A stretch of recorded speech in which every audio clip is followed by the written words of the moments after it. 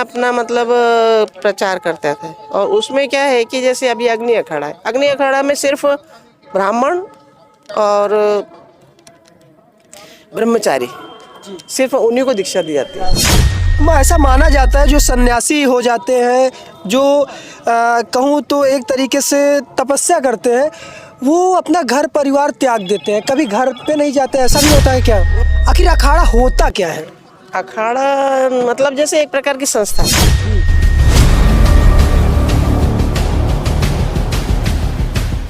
पहले आपका बहुत बहुत स्वागत है।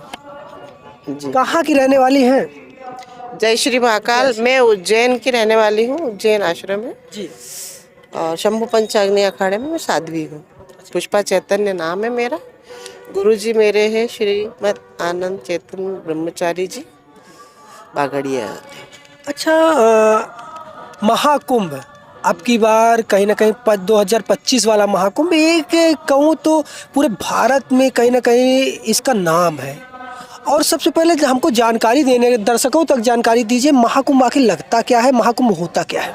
महाकुंभ यदि आप समुद्र मंथन से लेते हैं तो जहाँ जहाँ पे अमृत की बूंदें गिरी थी वहाँ पे कुंभ मनाया जाता है। और वैसे क्या है कि जब सूर्य कुंभ राशि में होता है तो मनाया जाता है, कुंभ पर्व मनाया जाता है और उसका स्नान होता है। और जब सूर्य सिंह राशि में स्थित होता है तो सिंहस्थ होता है। इस प्रकार से हमारे हिंदुस्तान में 4 जगह इसका होता है स्नान।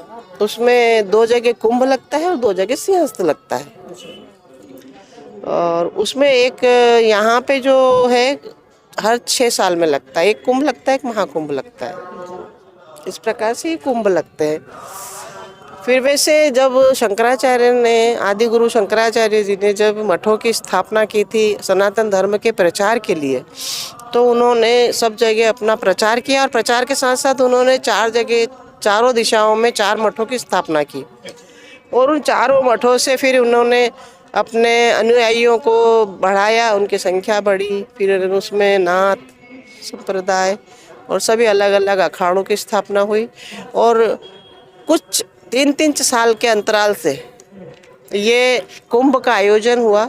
उसमें ये सारे शंकराचार्य, मंडलेश्वर अखाड़े के जितने भी संत हैं सब इकट्ठे होते हैं। और इन 3 सालों में जो काम हुआ है उसकी समीक्षा होती है। और आने वाले 3 साल मतलब नेक्स्ट कुंभ है या सिंहस्थ है, उसकी तैयारी के लिए क्या योजना है वो तैयारी की जाती है। तो एक पक्ष तो ये हैगा कि आदि गुरु शंकराचार्य जी के उससे इस कुंभ का होता है। एक आप देखो तो कुंभ का जो अमृत कलश छलका था उसका होता है। अच्छा, समुद्र मंथन के दौरान कहा जाता है 4 जगह अमृत की बूंद छलकी थी और वो 4 स्थान पर महाकुंभ का पर्व मनाया जाता है। महाकुंभ का पर्व मनाने का मेन उपदेश क्या है हिंदू धर्म के लिए? हिंदू धर्म में ये जो महाकुंभ है, तो इस कुंभ की जो ग्रह नक्षत्र जो होते हैं, उन ग्रह नक्षत्रों की जो स्थिति होती है वो एक तरह से साधु संतों के लिए, आम जनता के लिए, सभी के लिए धर्म के ओर प्रेरित करती है। और अपने जो कुछ मानते हैं कि भाई हमारे कर्म है वो उनको अच्छा करने के लिए या पाप कर्मों को खत्म करने के लिए स्नान करते हैं, ध्यान करते हैं, तर्पण करते हैं। अपने प्रारब्ध में जो भी गलतियां हुई है या प्रारब्ध में जो परेशानियां हैं, प्रारब्ध के द्वारा जो आई हुई परेशानियां हैं, उन परेशानियों का निवारण भी होता है। मतलब पिछले जन्म का मतलब निवारण हेतु और अगले जन्म के लिए अच्छी मुक्ति हो, अच्छा मतलब जन्म मिले, इस हेतु ये पर्व भी मनाया जाता है। अच्छा माता जी, ये बताइए आपकी क्या उम्र रही होगी जब से आप कहीं ना कहीं धर्म में लीन हो गई या कहूँ पूजा पाठ में लीन हो गई, क्या कुछ ऐसा लगा?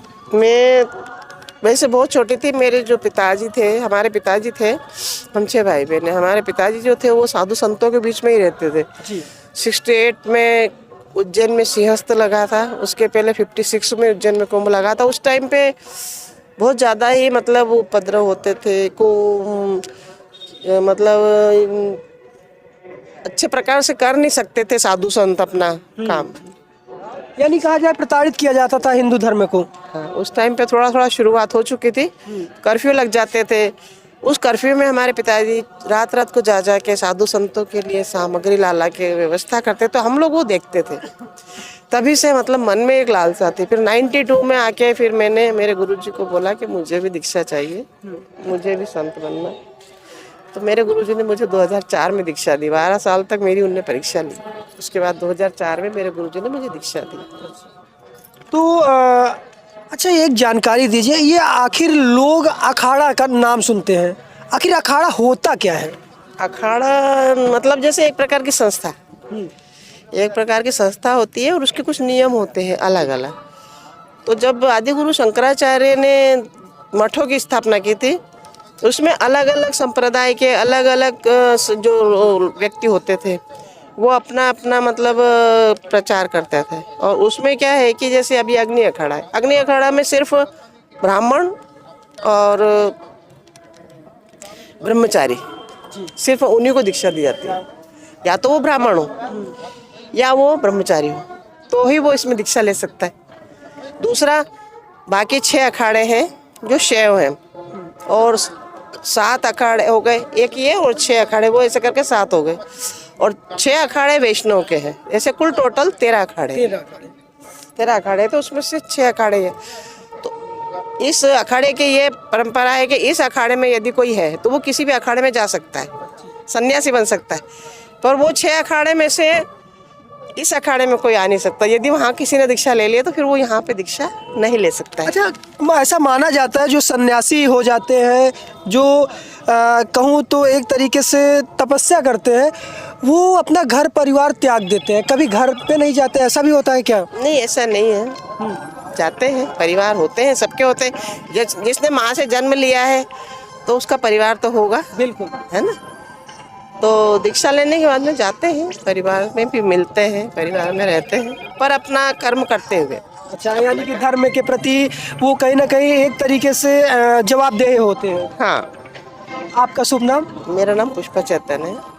तो हमारे साथ बनी थी पुष्पा हैदर जी, जो कि कहीं ना कहीं हिंदू धर्म से लेकर और अखाड़ों से लेकर आखिर लोग साधु संत बनने के बाद क्या कुछ होता है वो जानकारी मैं आप तक पहुंचाने का प्रयास किया। हालांकि बताऊं तो महाकुंभ का आगाज कहीं ना कहीं यहाँ पर लगभग लाखों श्रद्धालु अब पहुंच चुके हैं और 13 जनवरी से महाकुंभ का शुभारंभ होना है।